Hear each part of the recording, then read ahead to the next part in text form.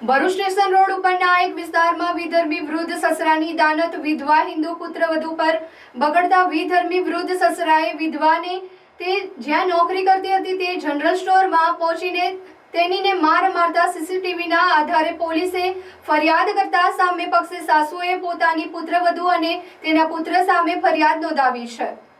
પ્રથમ ફરિયાદમાં ભરૂચના રેલવે સ્ટેશન વિસ્તારમાં બે સંતાનની વિધવા એક દુકાનમાં નોકરી કરી પોતાના પરિવારનું ગુજરાન ચલાવે છે અને તેની સાસુએ નજીકમાં જ રહેતા વિધર્મી યાકુબ યુસુફ પટેલ સાથે પ્રેમાલાપ થતા બંને પતિ પત્નીની જેમ રહેતા હોય અને તે દરમિયાન વિધર્મી યાકુબ યુસુફ પટેલની દાનત હવે હિન્દુ પુત્રવધુ વિધવા ઉપર બગડતા વારંવાર વિધર્મી યાકુબ પટેલ પોતાના સ્વર્ગસ્થ પુત્રની પત્ની ઉપર દાનત બગાડી વારંવાર અડપલા કરી સંબંધ રાખવા માટે દબાણ કરી હેરાનગતિ કરી તેણીનો પીછો કરી ગંભીર પ્રકારનો ત્રાસ આપી માર મારતા હોય અને પુત્રવધુ જ્યાં જનરલ સ્ટોરમાં નોકરી કરતી ત્યાં પહોંચીને સસરા યાકુબ પટેલે તેણીને માર માર્યો હોવાના સીસીટીવી ફૂટેજ સામે આવતા આખરે સમગ્ર મામલો પોલીસ મથકે પહોંચતા પોલીસ પર યાકુબ પટેલ ઉંમર 64 વર્ષ તથા તેણીએ જેને પોતાની પત્ની તરીકે રાખી છે તે સામે એ ડિવિઝન પોલીસ મથકમાં ફરિયાદ દાખલ કરવામાં આવી છે।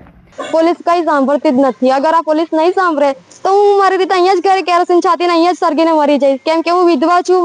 મારા બે છોકરાને હું પાલવા માટે હું નોકરી કરું છું। આ લોકો મને નોકરી પણ નથી કરવા દેતા શાંતિથી। બસ તું મારી થઈને જ રહે, તું મારી રખાત બનીને જ રહે। અને મને અત્યારે પોલીસ સ્ટેશનમાં બી મને એવી ધમકી આપી છે કે તારા ભાઈને મારી નાખીશું, તને મારી નાખીશું। પોલીસની સામે એવી ધમકી આપે છે મને। મેં યાકુબ યુસુફ પટેલની સામે ફરિયાદ કરી છે। મારા સાસ એ ગીકોડિયામાં રહે છે। બસ મને આ લોકોથી મને ને મારા ભાઈને કઈ બી થાય એની જવાબદારી કોની? કેમ કે પોલીસ તો કશું જ કરતા નથી। કેમ કે અગર કરતા હોત તો આજે 2-3 વર્ષથી મેં પોલીસના ધક્કા બી ખાઉં છું ને એફઆઈઆર કરી છે, અરજી બી હવે મહિના પહેલા કરી છે। મારો પીછો કરે, જાસૂસી કરે, તો એ કશું જ એનો ન્યાય આવ્યો નથી। તો છતાં આજે એમને મને મારી। હું પોલીસવાળા પાસે આવીને થાકી ગઈ છું। હવે આ મને ને મારા ભાઈને કઈ થાય એની જવાબદારી કોની?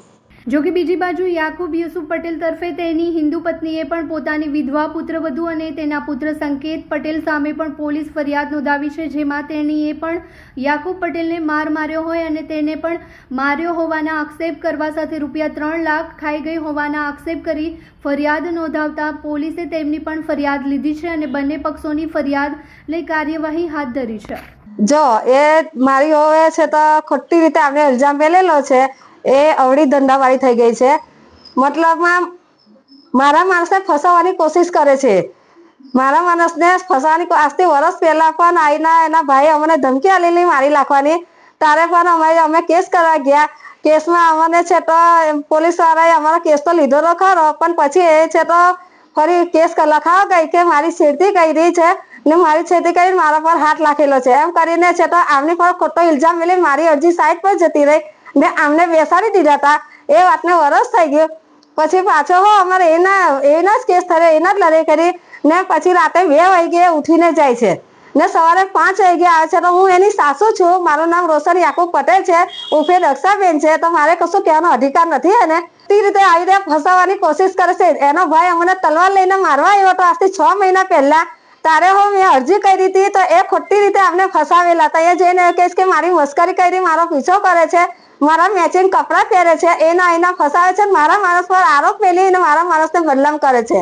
ગઈકાલની 12 તારીખની અંદર મારા માણસને હું બીમાર પડી ગયેલી, મારા માણસને હું દુકાન પર વસ્તુ લેવા મોકલા ને એ દુકાનમાં જ ઉભેલી, એ મારા માણસને ગાર બોલી। એ ગાર તો કોઈને ના દેખાય, પણ જે મારા માણસે એને હાથ ચાલાકી કરી એ વિડીયો બહાર પડી ગયો। તે જે ગાર બોલી એ વિડીયો કઈ ગયો સાપુર ગામમાં એનું મારા છોકરાના ભાઈ જોડે ચાલુ થઈ ગયેલી। મારા છોકરાને ઘેરની ગોળીઓ આલી ને તૈહો પકડાઈ ગયેલી। એ છોકરાનું નામ ભાવેશ છે। એ છોકરાનું છૂટું કરાવી દીધેલું છે એને, એની અમને રખડતી કરી દીધી। એનું રેકોર્ડિંગ મારી પાસે છે।